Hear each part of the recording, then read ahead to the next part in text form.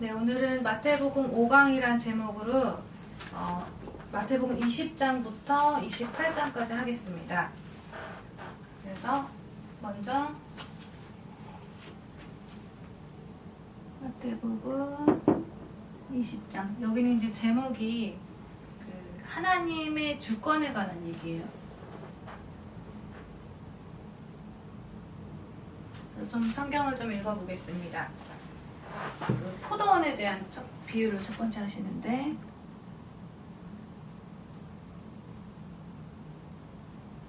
포도원 천국은 마치 그러면서 품꾼을 얻어 포도원에 들여보내려고 이른 아침에 나간 집주인과 같으니, 그러면서 저가 하루 한 데나리온씩 품꾼들과 약속하여 포도원에 들여보내고 또 제3시에 나가보니 장터에 놀고서는 사람들이 또 있는지라. 나가보니까 또 사람들이 있는 거예요.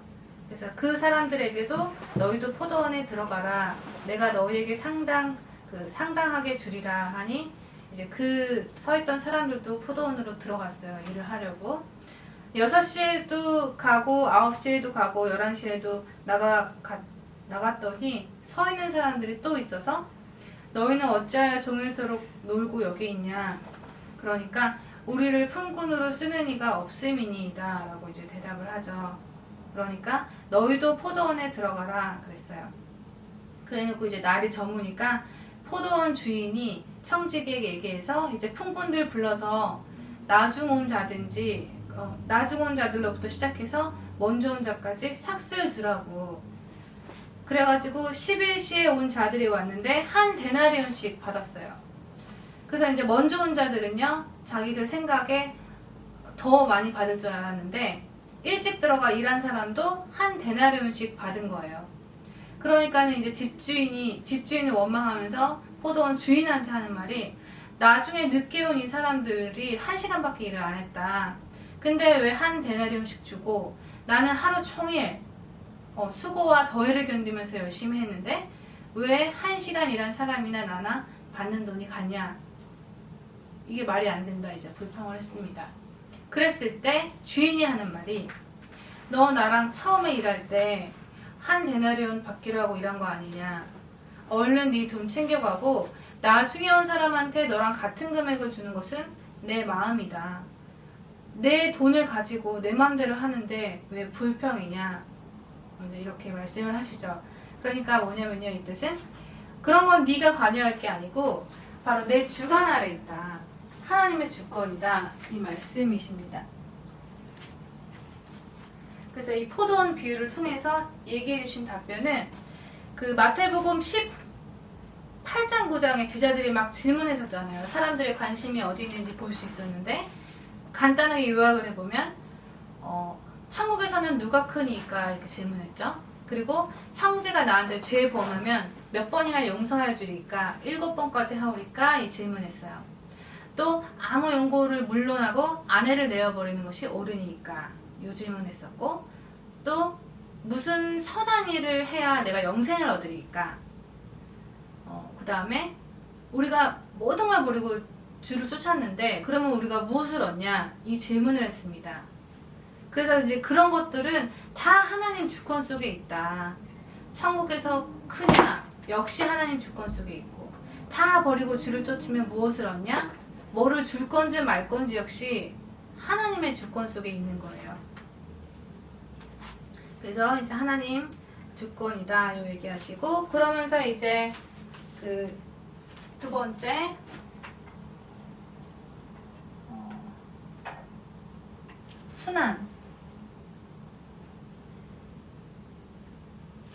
순환에 대해서 얘기하시는데, 예수님이 십자가 지고 죽으실 거란 얘기를 마태복음 16장에도 얘기를 하시거든요. 근데 이제 여기서는 조금 더 구체적으로 이제 말씀을 하세요. 십자가에 죽으시고 3일 만에 다시 살아날 것을 예언을 하세요. 그래서 20절에 보시면, 그때 세베대의 아들의 어미가 그 아들들을 데리고 예수께 와서 절하며 무엇을 구하니? 예수께서 가라사대 무엇을 원하느냐? 가로되 이 나의 두 아들을 주의 나라에서 하나는 주의 우편에 하나는 주의 좌편에 함께 명하소서 이제 그랬어요. 그때 예수님이 너 지금 그 말이 얼마나 엄청난 말인지 모르고 있다, 이제 이런 말을 하시는데요. 예수님이 돌아가신 사건은 이제 십자가 사건이죠.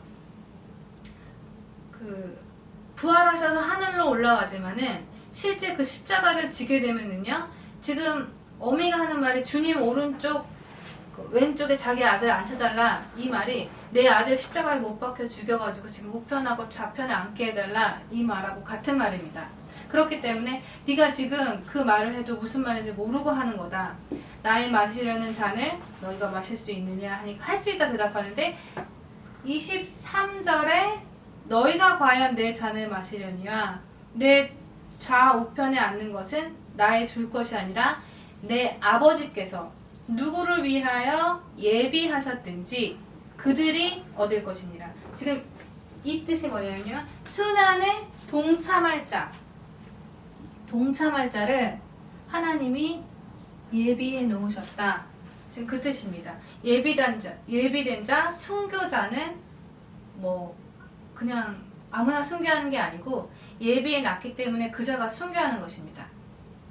그래서 순환에 반드시 동참할 자가 있다, 이 얘기 하시고요.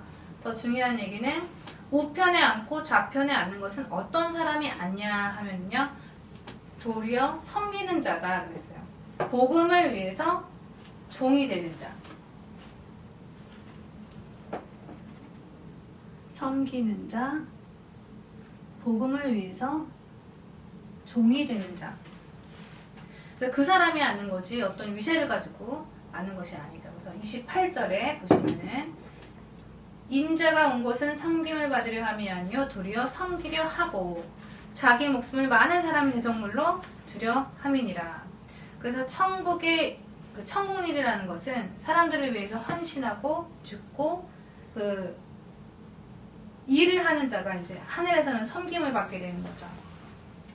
세 번째, 두 소경에 대해서 얘기하십니다. 두 소경, 눈 뜨는 얘기인데요. 왜 이 얘기하시냐면요, 의미가 있습니다. 하나님이 인류의 죄를 담당하는 거, 사람들 치유하면서 인간에 대한 그 긍휼함을 보이시는 그 심정을 나타내기 위해서 이 두 소경 눈 뜨게 해주시는 거예요. 그 다음에 21장. 이 제목이 뭐냐면요, 예루살렘에 입성하세요. 예루살렘을 입성을 하셨는데, 몇 차례 입성하셨는데, 요 21장 입성은 이제 또 다른 차원입니다. 왜냐면 그 예수님이 십자가를 지시기 위해서 그 하는 입장이니까요. 그래서 18절에 보시면은요, 이른 아침에 성으로 들어오실 때 시장하신지라. 이른 아침에 예수님이 시장하신 거예요. 그래서 뭔가 드시려고 쳐다본 곳이 뭐냐면은 무화과 나무예요. 하나님의 관심을 볼 수 있죠.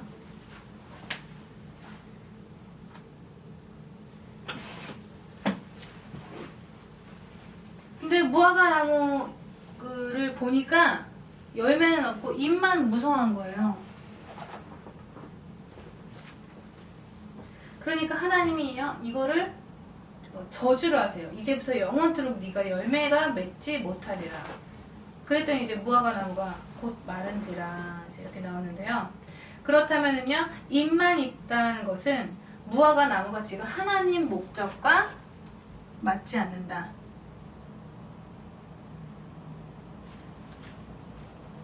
이거죠. 왜냐하면 하나님의 목적은 열매예요. 그리고 저주했다라는 것은요, 그 유대에 멸망받을 것에 대한 심판 예고를 하는 거예요.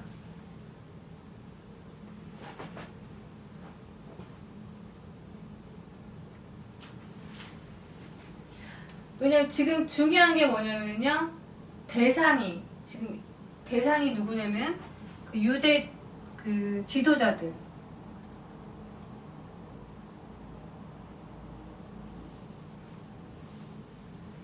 그 유대 나라 그 사람들, 이 사람들 대상으로 얘기하셨다는 거. 무화과 나무 하나 놓고, 그렇잖아요. 유대가 어떤 나라죠? 아브라함의 후손, 모세가 출애굽해서 나온 하나님이 세운 신정국가. 근데 그 나라가 어떻게 살았냐? 하나님의 목적과 맞지도 않고 정말 진짜 열매가 없음으로 인해서 저주를 받을 거다. 심판에 대한 그런 얘기고요. 또 이제 두 번째 포도원 비유예요.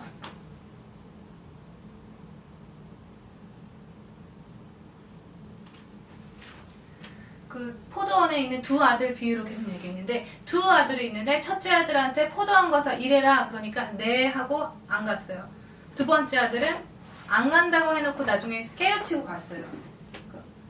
누가 진짜 아버님 뜻에 맞게 했냐? 이제 예수님이 물어보죠. 그랬더니 둘째 아들입니다. 대답하니까 내가 진실로 너에게 이르노니 새에르들과 창기들이 너희보다 먼저 하나님 나라에 들어가리라. 이 말씀하셨습니다. 그래서 포도원 두 아들 비유. 그 다음에 이제 악한 농부 비유.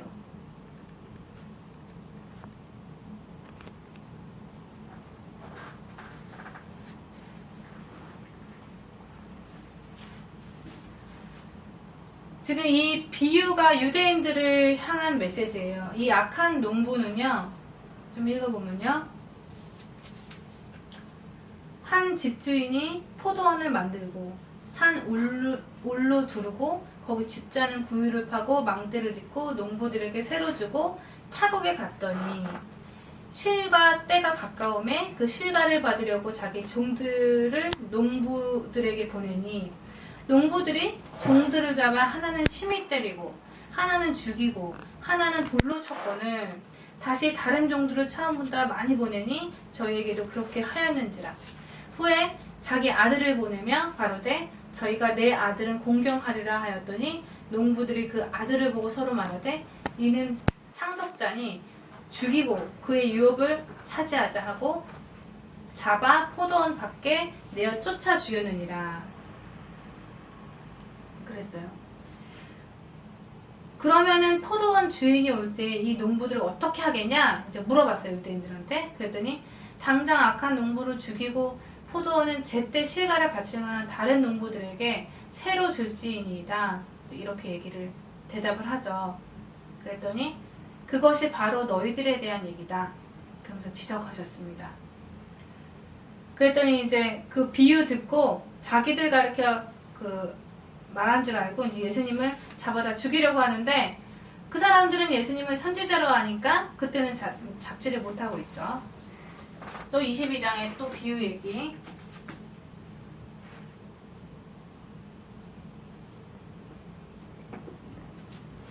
혼인잔치.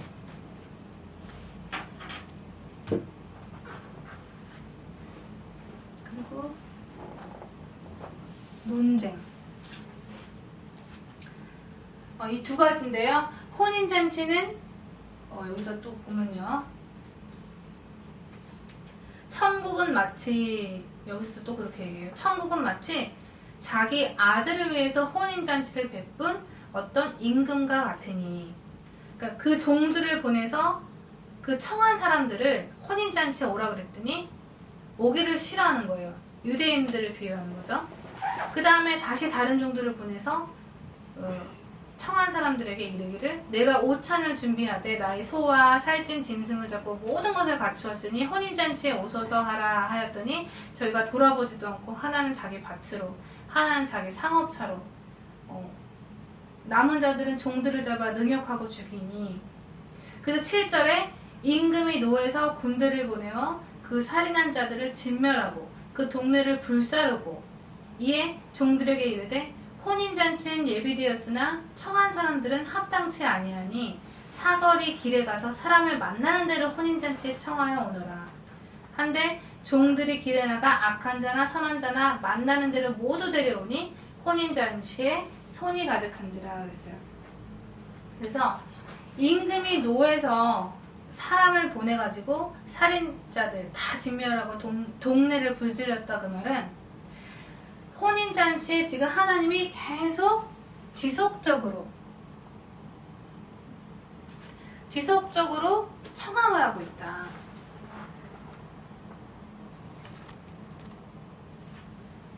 근데 끊임없이 천국잔치를 베풀면서 청함을 베푸는데 거기에 대해서 계속 거부하는 그 이스라엘에 대한 경고.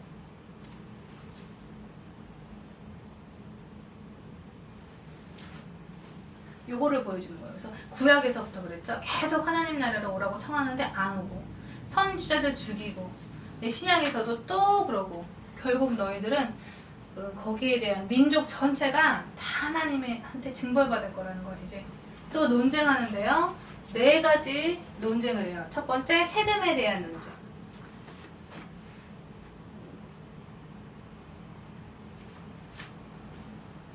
그래서 이 사람들이 계속 논쟁하지만 예수님을 당할 수가 없죠. 지금 무엇을 변론하려고 그러면,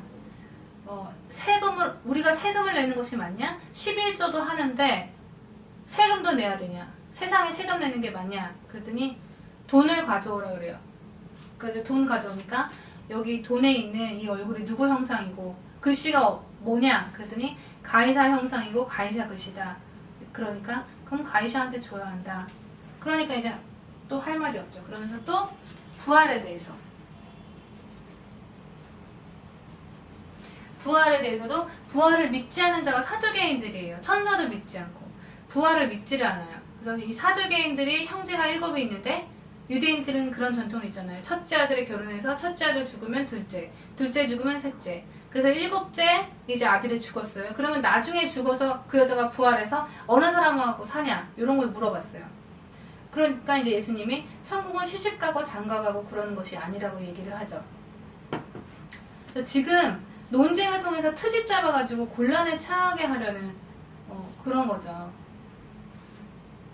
그 다음에 지금 이 사람들도 지금 하나님 믿는다 그러고 성경 가지고 있거든요. 그 다음에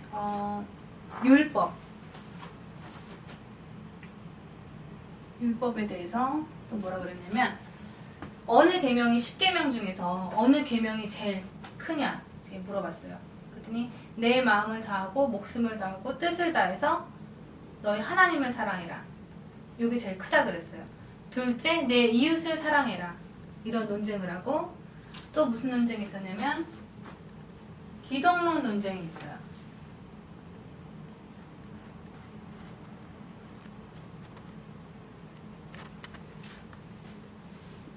예수님이 바리새인들한테 물어봤어요. 지금 그리스도가 누구 자손이냐?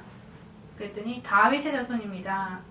그러면 다윗은 구약에 뭐라고 얘기를 하냐면, 그리스도에 대해서 주께서 내 주께 이르기를 내 원수를 내 발 아래 내 우편에 앉았으니 앉으라 하셨도다 하면서 다윗이 그리스도를 주라고 했는데, 어떻게 그리스도가 다윗의 후손이 될 수 있냐? 이런 얘기를 해요. 그랬더니 이제 여기서도 대답을 못하고요. 그러니까 뭐냐면 그리스도는 곧 하나님이다 해야 되는데, 다윗의 후손으로 얘기한다는 것은 인간으로 얘기한다는 거잖아요. 그래서 말하자면은 요 4가지 논쟁에 대한 쟁점은 그리스도를 한 인간으로 격화시키려는 논쟁이었습니다. 그래서 이것을 예수님이 기독론으로 완전히 차단을 시켜버리신 거예요. 그래서 그런 내용을 가지고 성경을 읽어보시면 되고, 그 다음에 마태복음 23장. 여기서부터는요, 화가 있을 거다 그랬어요. 그 외식하는 서기관과 바리새인들 때문에 23장에서 25장에는 화가 있을 거다.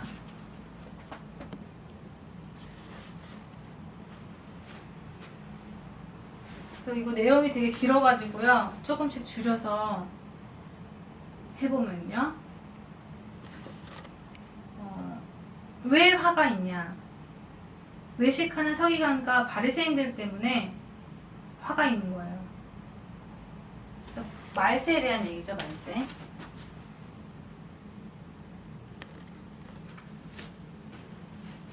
보시면은 말세에 일어날 일들에 대해서 집중적으로 얘기합니다.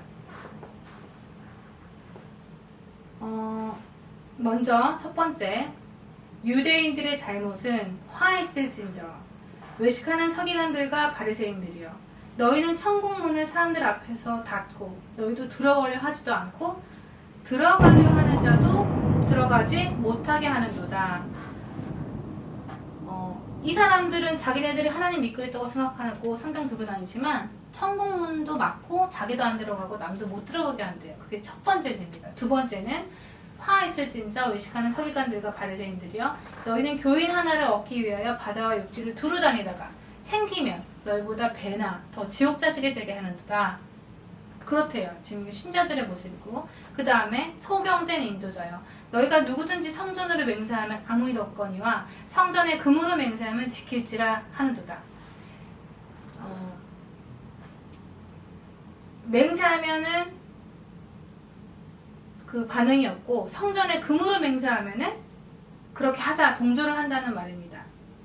우맹이요 소경들이요 어느 것이 크뇨 그 금이냐 금을 거룩하게 하는 성전이냐 눈앞에 보이는 것만 가지고 하나님을 섬기려고 한다는 거죠.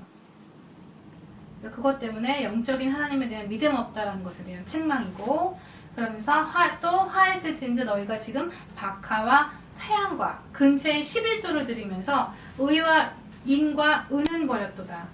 의롭고 인과 하나님의 성령에 대한 사실, 복음 그건 없고 11조만 바치면서 지금 신앙생활 한다는 것에 대한 화가 있을 거라고 그랬고요.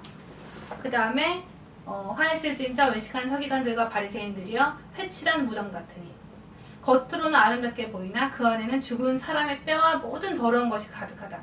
겉은 옳게 보이는데 속은 불법이 가득하다 이 얘기예요. 또 마지막에는 계속 반복해서 그 선지자의 무덤을 쌓고 의인의 비석을 꾸며요.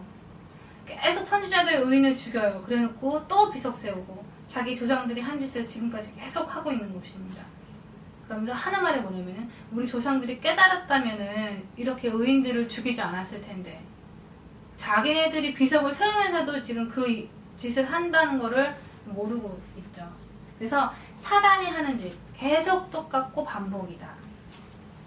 24장에는요.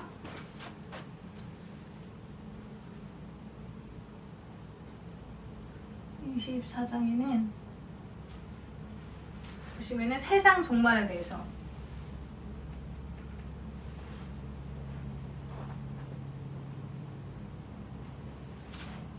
여기에 대해서 이제 먼저 그 예루살렘 성전이 먼저 멸망하죠.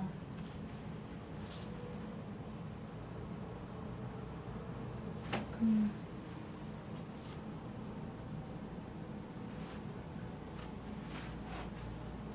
21장에 그 무화과를 통해서 이미 멸망할 거라고 예언하셨죠.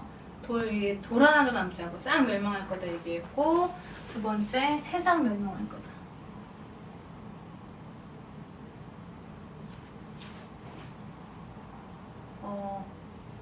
이 멸망할 때 유대인들이 물어봐요. 멸망받을 때 징조가 있냐? 어떤 징조가 있냐? 그랬더니 이제 징조들 얘기해 주시거든요. 첫 번째 징조가 뭐냐면요. 적그리스도 나타난다 그랬어요. 거짓 선지자 출몰한다 그랬어요. 그래서 우리가 보잖아요. 잘못 배우는 거 굉장히 문제죠. 소돔과 고모라 성 멸망받는 거. 그 사람들이 타락해서 멸망했다라기보다 의인이 한 명도 없었어요. 그래서 지금 세상 종말이 오는 거는 뭐냐면요. 하나님 그 성경 가지고 예배 드리면서도 복음 모르고 깨닫지 못하는 것 때문에 멸망하는 거죠. 사실은 어떠한 그 병과 질병, 전쟁 이것 때문에 망하는 것이 아니고 복음 없어서 그런 결과 가지고 오는 것입니다. 그래서 망하는 징조는 적그리스도, 거짓 선지자, 전쟁이 일어나는데 민족과 민족끼리 전쟁하고 나라 전쟁하고 기근, 지진, 핍박, 사랑이 식고 막 그런 것들, 불법이 성해지고 막 그런 거. 그래서 그러면서 이제 14절에 그랬어요. 그게 시작이라 그랬어요. 그러면서 천국 복음이 모든 민족에게 증거되게 하기 위해서 온 세상에 전파되는데 그때 끝이 온다 그랬어요. 그래서 이 종말 때는 노아와 같을 때다. 노아. 그 노아 같은 때는 방주, 홍수 심판이 임할 때 똑같다는 건데 홍수가 임하기 전에 그랬잖아요. 사람들이 몰랐어요. 시집가고 장가가고 놀면서 홍수가 나기 직전까지도 그 자기네들이 왜 죽는지 깨닫지 못할 정도로 악한 때에 임할 거다.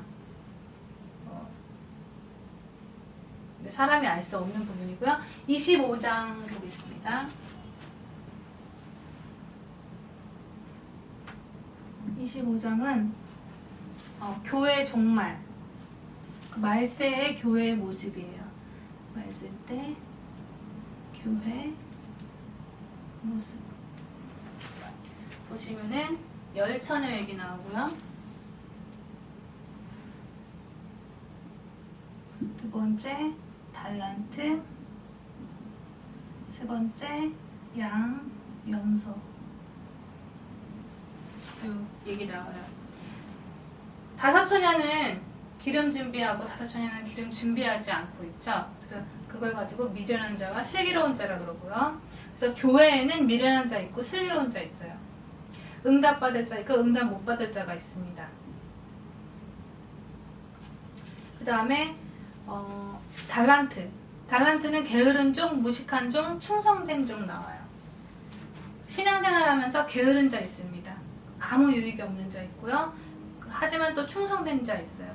그러면서 3달란트, 2달란트, 5달란트 비유하면서 5달란트 배로 남긴 그 사람한테 차라리 무익한 종의 것을 다 뺏어서 더 있게 한다 그랬어요. 내가 심는 만큼 거둔다. 이 뜻이고요. 또 교회 안에는 반드시 양과 염소가 있는데 양은 오른편에 있고 염소는 왼편에 있을 거라 그래요. 양은 하나님 오른편에서 상속받을 자.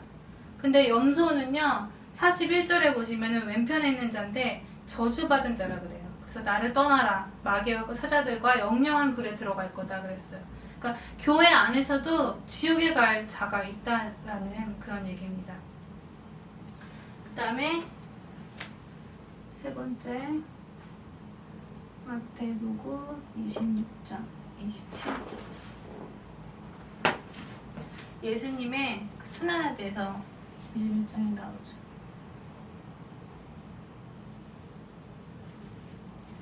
그 예수님 체포 직전에 그 순환 예고, 이때는 이제 요한복음에는 마르다라고 나오는데 이 마태복음에는 이름이 나오지 않고 한 여자가 그렇게 나오는데요. 기름을 깨서 예수님 머리 위에 붓죠. 또 유다가 예수님 배반할 거라고 예언을 하시고 12 제자와 성만찬하시고 겟세마네 동산에서 기도하시고 그 베드로가 3번 부인할 거라는 거 얘기하세요. 그리고 27장에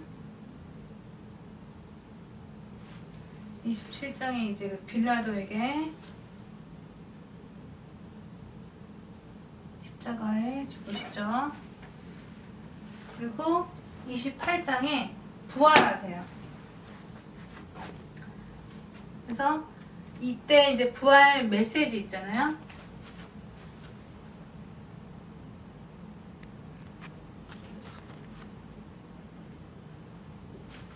이게 이제 그 하나님의 방향을 제시하고 계신 거예요. 방향 제시.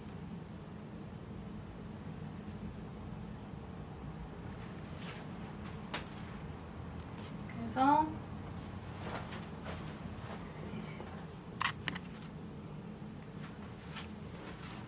보시면은 유대인들이 하나님한테 선택받았는데 하나님 배반하고 거기에 대한 고통과 재앙을 맞으면서도 계속 또 그 일을 반복하잖아요.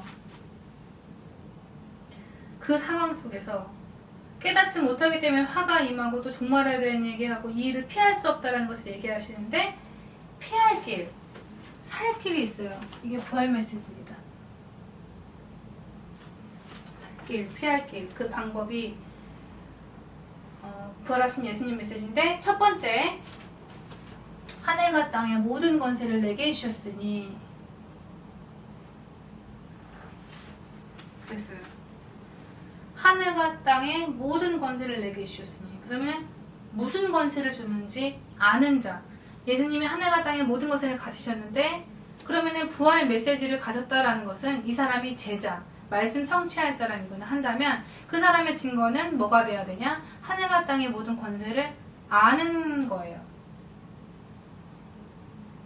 그래서 기도라는 것은 하나님과 내가 소통하는 거잖아요. 나는 땅에 있고 하늘의 것은 하나님인데 하늘의 것과 땅의 그 소통하는 게 기도인데 그 예수 이름에 어떤 일이 일어나는지 그거 아는 자, 그 자에게 역사잖아요. 그래서 그 사실을 아는 자가 하나님의 성령에 힘입어 땅의 흑암을 발박할 수 있는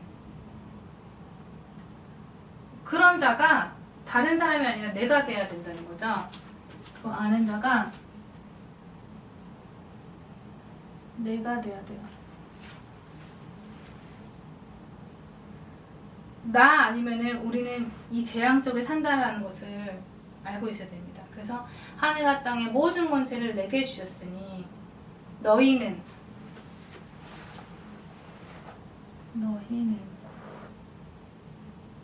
그랬어요. 너희는 이거는요 요원하예요.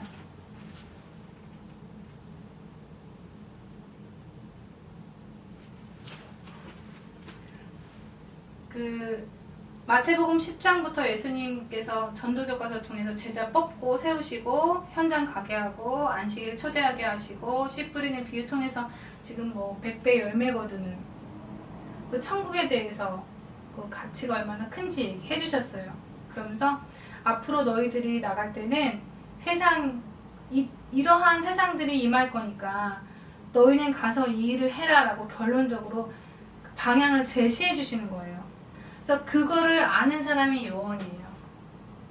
그래서 너희는 가서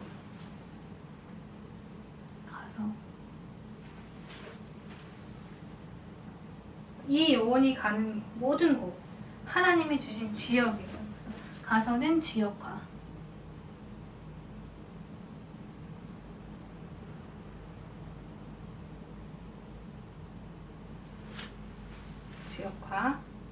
이 지역화하는 사람은 현장에 대한 마음, 또 눈이 반드시 있어야 돼요.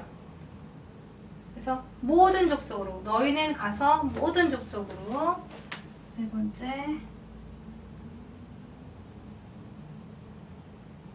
모든 족속으로 요거는 뭐냐면요 전도 선교 사상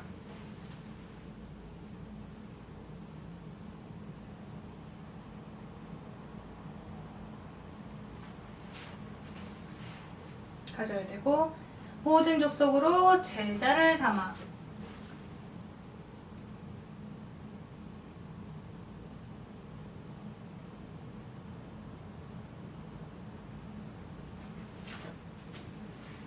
그 다음에 아버지와 아들과 성령의 이름으로 세례를 주라 그랬어요. 세례는 교회화예요. 내가 분부한 모든 것을 가르쳐 지키게 하라. 양육화예요.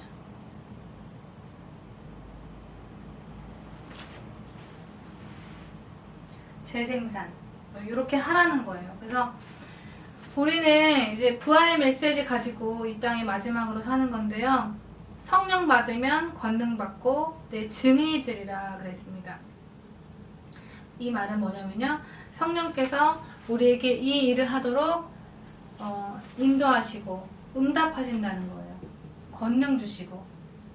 그래서 왕 같은 왕권 가지고 제사장 같은 선지자 같은 그 권세를 가지고 우리가 예수님의 부활 메시지 요 일을 해야 되는 거예요. 그래서 해야 되는데 만약에 안 하면 어떻게 되냐면요. 미래가 없는 거예요. 후대 다 무너지고요. 응답도 없고요. 그 미래도 보장받지 못하는 그런 삶을 살게 되는 것입니다. 그래서 우리가 구원 받아놓고 이 땅에 사는 이유 이 부활 메시지 통해서 응답받으면서 살려고 사는 것입니다. 응답 확인하면서 살아야 됩니다. 이게 안 되면은 그냥 헛살다 가는 것입니다. 그래서 그 구원은 받았으니까 천국은 가지만 이 땅에 살면서 정말 굉장한 손해를 보고 후대가 무너진다는 거, 그것을 알고 있어야 되겠습니다. 네, 오늘 마태복음 5강 마치겠습니다.